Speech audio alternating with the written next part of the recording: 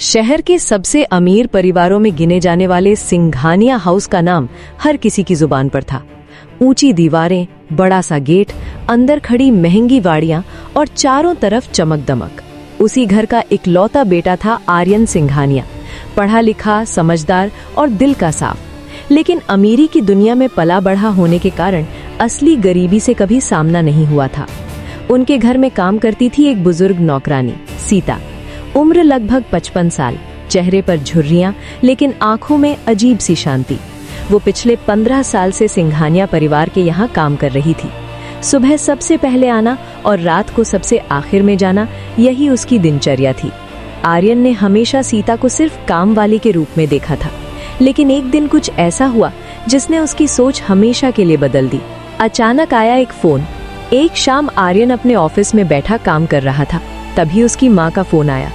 आर्यन बेटा, सीता आज काम पर नहीं आई, उसने कभी बिना बताए छुट्टी नहीं ली, मुझे थोड़ा अजीब लग रहा है। आर्यन ने हल्के में कहा, माँ शायद तबीयत खराब होगी, कल आ जाएगी। लेकिन माँ की आवाज में चिंता थी। पता नहीं क्यों मन घबरा रहा है। आर्यन ने सोचा, एक बार देख ही लेता हूँ। उसने ड्राइवर से सीता का पता लिया। पता पढ़कर वो हैरान रह गया।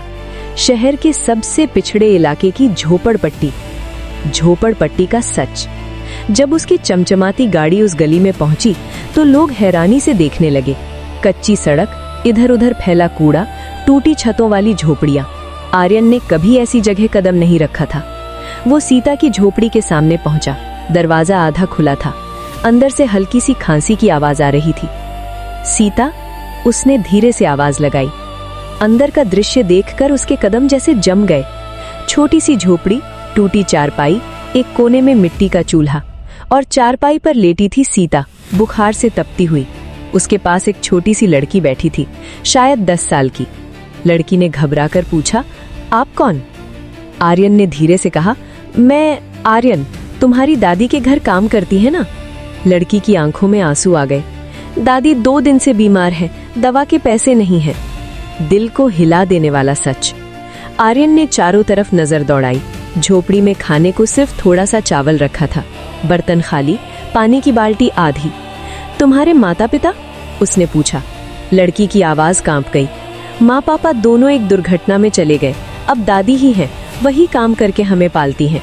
आर्यन का दिल जैसे किसी ने कस कर पकड़ लिया हो। उसे याद आया कितनी बार उसने गुस्से में सीता को डांट दिया था, कितनी बार देर से आने पर ताना मारा था, और वो चुपचाप सब सहती रही। आज वो समझ रहा था, सीता सिर्फ एक नौकरानी नहीं, एक दादी, एक माँ, एक योद्धा थी। इंसानियत का असली चेहरा। आर्यन तुरंत डॉक्टर को लेकर आया। दवाइयां सरी दी, झोपड़ी में राशन भरवा दिया। सीता की हालत थोड़ी सुधरी तो उसने धीरे से आंखें खोली। बाबूजी, आप यहाँ? उसकी आवाज कमजोर थी। आर्यन की आंखें भर आईं। मुझे माफ कर दो सीता, मैं कभी नहीं समझ पाया कि आप किन हालातों से गुजरती हैं। सीता मुस्कुरा दी। आप तो मेरे बेटे जैसे हो, माफी कैसी? उसकी मासूमियत ने आर्यन को अंदर तक झकझोर दिया। एक बड़ा फैसला। अगले ही दिन आर्यन ने अपने माता पिता से बात की। माँ, सीता अब काम नहीं करेगी। माँ चौंकी। क्यों? क्योंकि अब वो हमारे घर की सदस्य है, हम उसकी पूरी जिम्मेदारी लेंगे। आर्यन ने सीता और उसकी पोती के लिए एक छोटा सा पक्का घर खरीदा। लड़की का स्कूल में दाखिला करवाया। हर महीने उनके खर्च का इंतजाम किया। लेकिन उसने ये सब चुपचाप किया, बिना किसी दिखावे के। सबक जो जिंदगी बदल दे। कुछ महीनों बाद जब सीता ठीक होकर घर आई तो उसकी आंखों में कृतज्ञता थी। बाबूजी, आपने जो किया उसके लिए शब्द नहीं है। आर्यन ने कहा, आपने 15 साल हमारे घर को संभाला, अब हमारी बारी थी। उस दिन आर्यन ने महसूस किया, असली अमीरी पैसे में नहीं, इंसानियत में होती है। अंत जो दिल को छू जाए। कुछ साल बीत गए। सीता की पोती अब बड़ी हो गई थी। पढ़ लिख कर उसने नर्स बनने का सपना देखा। आर्यन ने उसका साथ दिया। एक दिन वही लड़की जो कभी झोपड़ी में बैठी रो रही थी, अस्पताल में एक मरीज की जान बचा रही थी। सीता ने गर्व से कहा, देखो बाबूजी, मेरी पोती भी अब लोगों की सेवा करेगी। आर्यन मुस्कुरा दिया। उसकी आंखों में संतोष था। उस दिन उसे समझ आया, इंसानियत कभी रोती नहीं, वो सिर्फ इंतजार करती है कि कोई उसे जगा दे।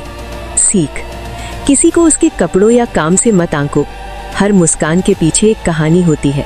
सच्ची अमीरी दिल में होती है, और सच में उस दिन जब करोड़पति लड़का एक गरीब नौकरानी की झोपड़ी पहुंचा तो सिर्फ एक इंसान नहीं बदला, इंसानियत फिर से जिंदा हो गई।